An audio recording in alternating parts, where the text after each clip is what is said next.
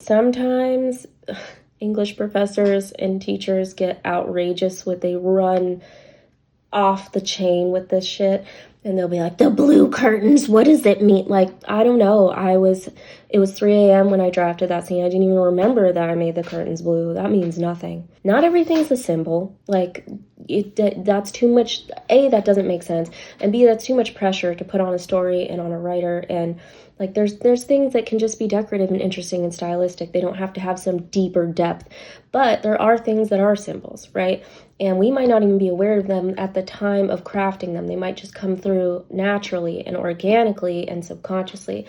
But I would say that your best way to like have symbols unfold in your work is to know what your themes are, but you probably don't want to like try to forge in symbols, because that feels a little unnatural and weird. Again, it can happen, you know, something like an image might be really apparent to you that like, oh, this means something, and that's okay. But you don't have to like overly, you know, diagnose every scene to have some extreme depth, because it'll come through naturally. If you know what you're trying to do, you know what you're trying to do in the entirety of the work, the little symbols will pop up.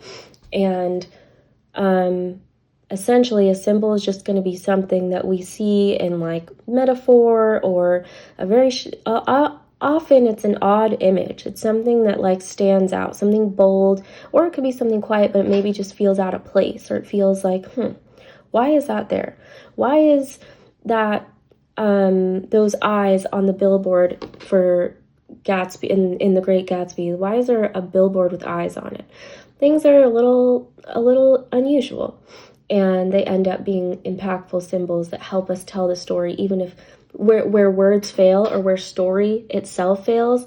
Images like this, they become a very supporting tool that helps us tell the story effectively.